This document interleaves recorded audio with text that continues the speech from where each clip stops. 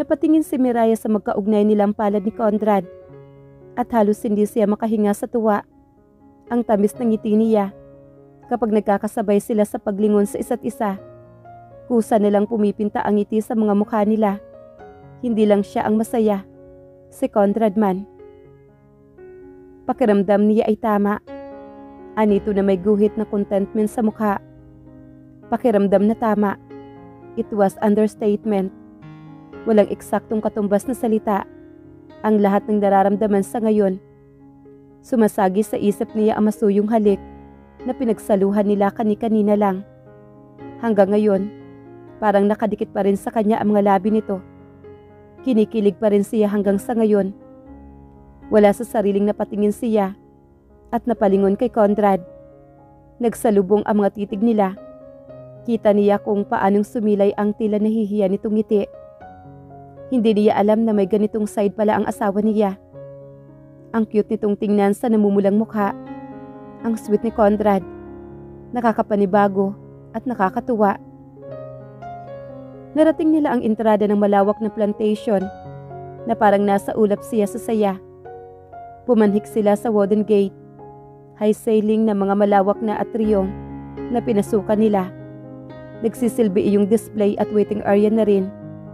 Sa loob ay may mga driftwood tables na may mga katernong wooden bench. Parang restaurant, pero ginagamit lang pala iyong upuan ng mga customer. Lunes, kaya bibihira ang mga kliyente. Nakaparada ang ilang delivery van na may tatak na CA, Garden and Flower Shop sa garahe. Malamang ay hinango iyon sa pangalan ni Conrad. Sa isang bahagi ng atrium ay nakadisplay ang potted orchids at iba pang halaman. Parang exhibit area na rin kung tutuusin. Ang sino mang magagawi ay magkakaidiya na kaagad sa kung anong klaseng bulaklak ang inaalagaan sa plantation. Wow! Nagagalak niyang nilapitan ang hanay ng mga bulaklak. Ngayon lang niya nagawang bumitaw sa kamay ni Conrad. Pinulot niya ang isa sa mga pots at sinuring mabuti. Halos hindi na siya magkandatuto sa mga halaman. Pakiramdam niya ay nabuhay ang lahat ng enerhiya niya sa katawan. Matapos pasadahan ang mga orchids, ang iba pang ornamental plants naman sa isang sulok ang inatupag niya. Si Conrad ay sunod lang ng sunod sa kanya habang kausap nito si Mario. Pinaparentahan ba itong plantation, Mario? Di na iwasang usisa niya. Para kasing ang sarap gawing reception ng kasal o binyag. Ayaw gawing commercial ni ma'am. Wika naman ito. Mas mabuti nga ganito aside sa mahirap iestima ang kung sino-sino na lang na makakapasok sa property. Bawas sa privacy pa. Next stop nila, ang man-made pond, ilang metro mula sa building. Hindi gaanong kalakihan, pero ang gandang tingnan.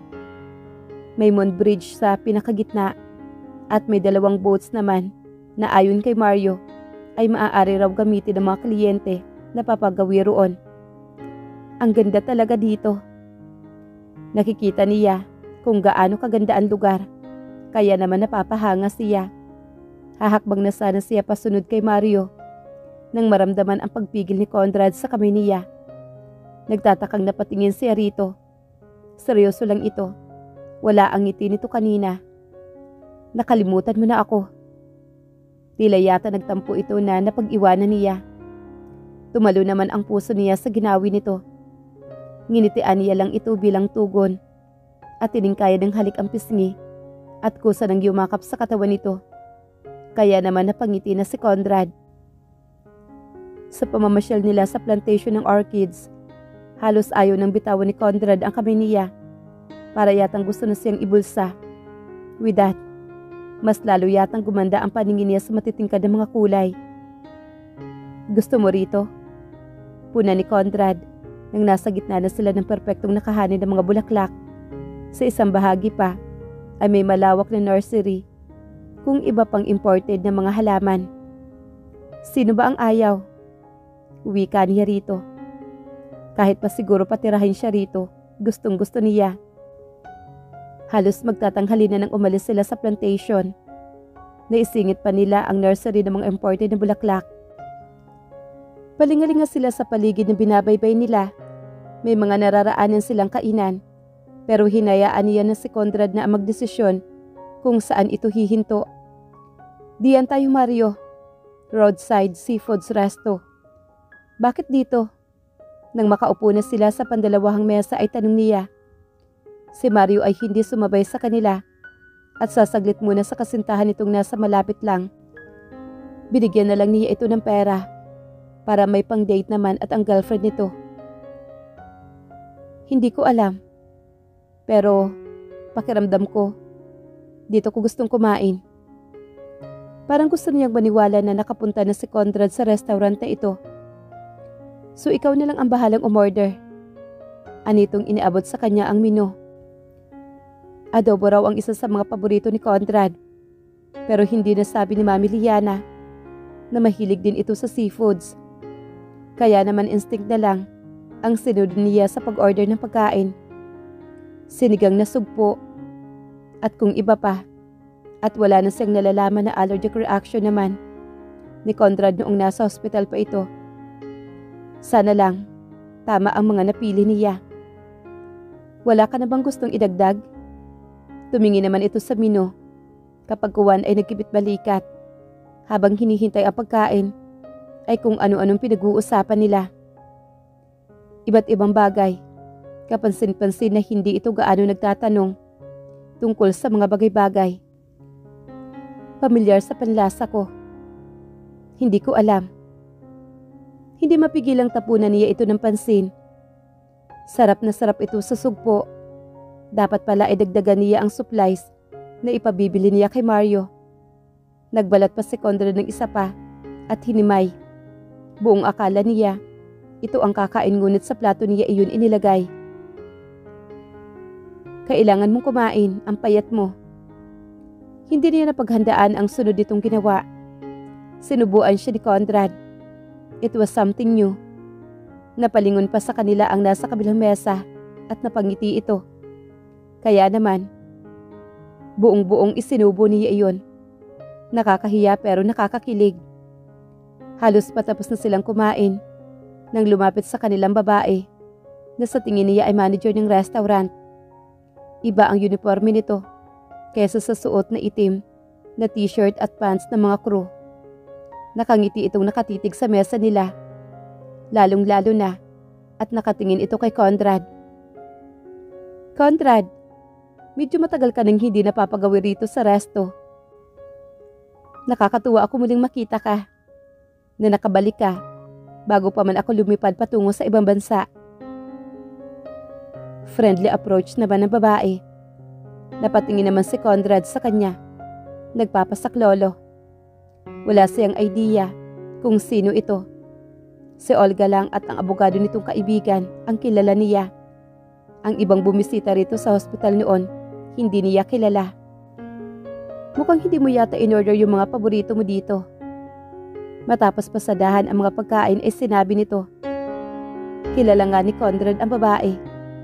Sa uri ng tingin at friendliness nito at pagiging at sa ekstraktong mukha naman ni Conrad. Masasabi niyang malapit ang dalawa. At anong pagkain ang gusto ko? Curious na tanong naman ni Conrad na halatang napukaw ang curiosity nito. Kumunot naman ang noo ng babae sa mukhang walang idea na sinapit ni Conrad. Kung pwede lang sana niyang hilahin si Conrad palayo sa lugar na ito, ay ginawa niya na. Paano kung may sasabihin itong makakasama kay Conrad? Paano kung ibubuko nitong si Olga talaga ang mahal nito at hindi siya? Sa isang iglap lang, ay nahawakan niya ang palad nitong nasa ibabaw ng mesa habang hinihintay ang sagot ng babae. It's a stuffed squid. Oh my God, how could you forget? Bahagyang natawa naman ang babae. Ang totoo, hindi mo naman talaga yung paborito pero napahinto naman ang babae sa pagsasalita nang mapadako ang tingin sa kanya. Ngayon lang nito napansin ang presensya niya o sadyang hindi nito inaasahan na siya ang makikitang kasama ng asawa. Siguro sa isip nito ay si Olga at si Conrad ang nakaupo. Magsasalita pa sana ang babae nang bigla na lang napahawak si Conrad sa ulo nito. Tila namimilipit ito sa sakit. Biglang napasigaw naman si Conrad. Tuluyan siyang napatayo at dinaluhan niya si Conrad. Niyakap niya ito at panay ang ginawang paghilot sa ulo nito. Ang ibang mga parokyano ay napapalingon na rin sa kanila. Hanggang ginagawa niya iyon, ay humuhugot siya ng pera sa bag at inilapag iyon sa mesa. Ang babae ay nag-aalalang nakamata naman sa kanila. At tubilo ito kung ano ang gagawin. "Excuse us." Inalalayan niyang makatayo ang asawa at inakay palabas ng kainan. Binuksan niya ang kotse at pinapasok doon si Conrad na kaagad na namaloktot sa backseat. Hindi pa rin humuhupa ang kirot na nararamdaman nito. Panay ang hagod niya sa likod ng lalaki na tinawagan niya si Mario. Habang naghihintay kay Mario, ay pinauna niya ito sa kandungan niya at hinilot-hilot ang ulo. "It's okay, Conrad. It's okay." Laking pasasalamat niya. Nang wala pang 5 minuto ay tumatakbo na pabalik si Mario. Kaagad nilang inuwi si Conrad sa bahay. Halos paliparin na ni Mario ang kotse pabalik sa bahay. Pagkaibis ng sasakyan, ay nagpatiuna ng pumanik si Conrad sa loob at diretsyong umakyat sa silid nila. Itinapon nito ang buong bigat ng katawan, pahiga sa ibabaw ng kama. Naaawang nakamasid lang siya ngayon sa nakapikit na lalaki. Sumampas siya sa kama at hinubad ang sapatos nito. Pagkatapos ay hinaplos niya ang buhok nito. Ito lang kasi ang alam niyang paraan para humupa ang iniinda nitong kirot. Hanggang sa nakatulog ito. Ngayon ay patag na ang paghinga ni Conrad. Hindi mo man lang natapos ang tanghalian mo. Nakaramdam siya ng kirot sa puso niya. Ano kaya ang nangyari kung lumawig pa ang pakikitungo ng babae sa kanila? Sigurado siyang si Olga ang tinutukoy nito. Mas lalong nadipina ang selos niya sa dibdib. Ingat na ingat siyang umahon sa kama at binitbit patungo sa teres ang telepono. Tinipan niya ang numero ni Mami Liana at aligagang hinintay na sumagot ito sa kabilang linya. "Mira, what's wrong?" Relief ang naramdaman niya nang marinig ang boses ni Mami Liana. "Sumakit po ang ulo niya." "May nakapag-ano ba sa kanya?" Ikinuwento niya ang nangyari. Matamang nakinig lang ang biyenan. "Mira, from now on, huwag mong hayaang basta-basta makakalapit sa inyo ang ibang tao." Iba ang inaasahan niyang sasabihin nito. Hindi ba't mas makakatulong kapag na-expose si Conrad sa mga taong kakilala niya? "Mami, pagkatiwalaan mo ako ngayon, Mira. Para ito sa inyong dalawa." Natahimik naman siya. Lihim na sinang-ayunan ang sinabi ng biyenan. Tinabihan niya si Conrad pagkatapos. Nagsusumiksik siya sa katawan nito. Habang yakap ito na mahigpit. Sa paglipas ng mga sandali, pati siya ay iginupo na rin pala ng antok. Gabi na nang maalimpungatan siya. Pero si Conrad, mahimbing pa rin na natutulog sa kanyang tabi. Bumaba siya upang maghanda ng hapunan. Pagbukas niya ng ref, bumati kaagad sa kanyang squid na nasa sisidlan. For a few seconds, blankong tinitigan lang niya iyon. Ngunit sumisiksik naman ang sinabi ng babae kanina. Inilabas niya iyon, hindi para lutuin, kundi para itapon. Simula ngayon, wala ng squid sa isasali sa market list. Nagsimula siya maghanda ng lulutuin. Inakyat niya ang mga iyon sa itaas na matapos. Kung magigising man si Conrad, mas maigi nang makakain kaagad. Matapos magligpit at isarado ang lahat ng bintana at pintuan sa ibaba, ay umakyat na rin siya. Sa kawalan na magagawa, ay kinuha niyang sketchpad sa bag at naupo sa sofa. Nagsimula siyang gumuhit. Hinayaan niya lang na kusang kumilos ang kanyang mga kamay.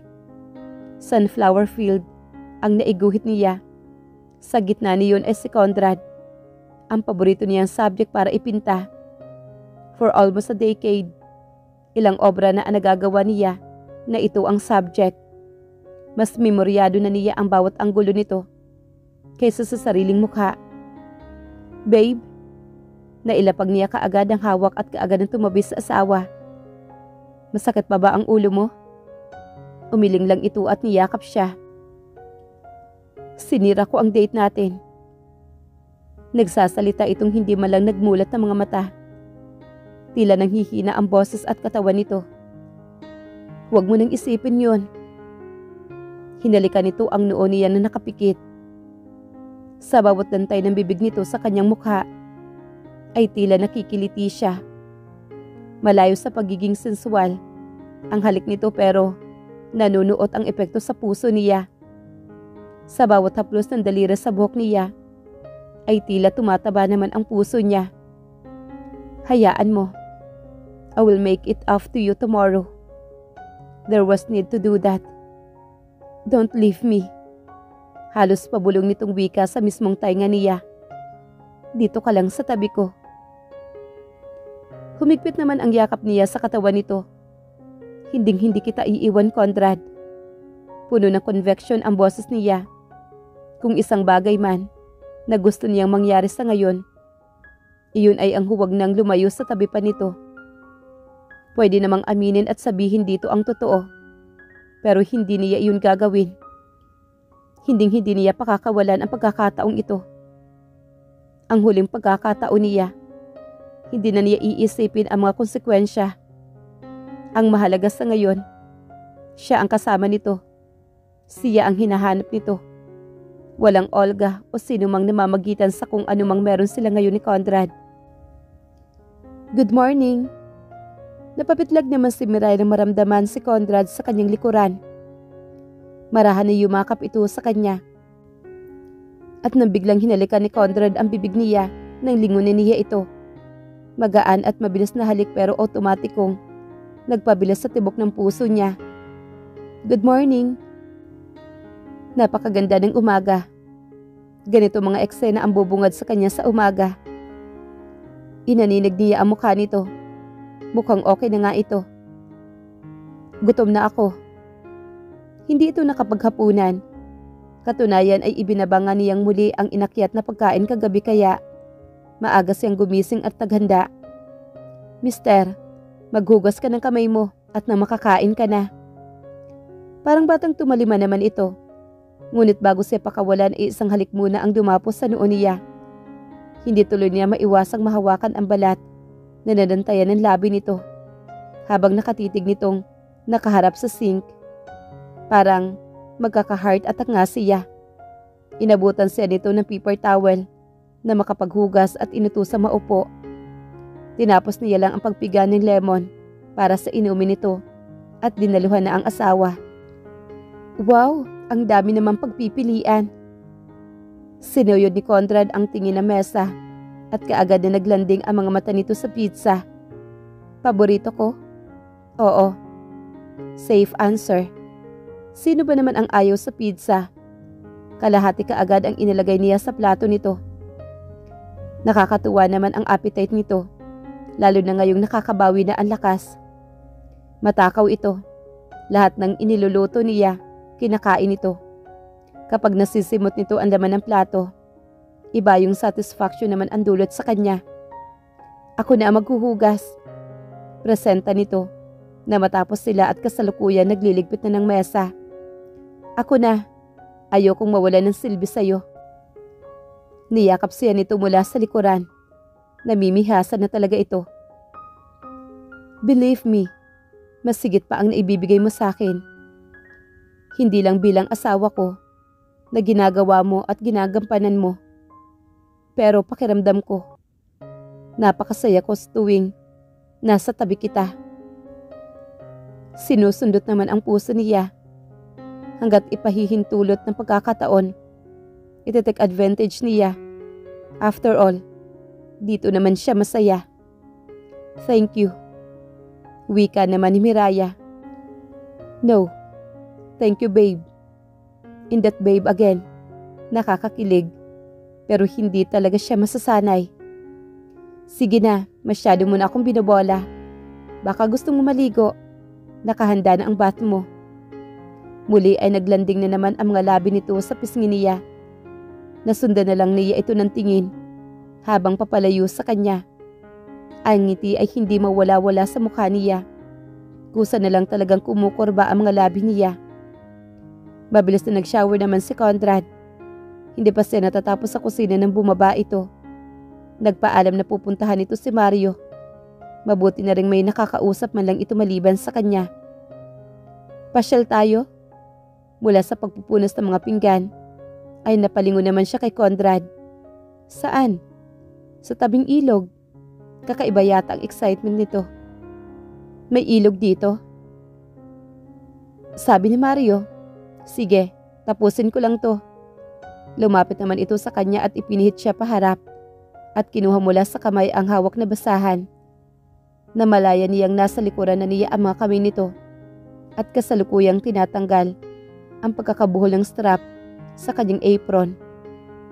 Conrad, protesta niya na itinulak pa ito papalayo ngunit tinawanan lang siya nito at nginting-ngiting itinaas sa ere ang natanggal na apron.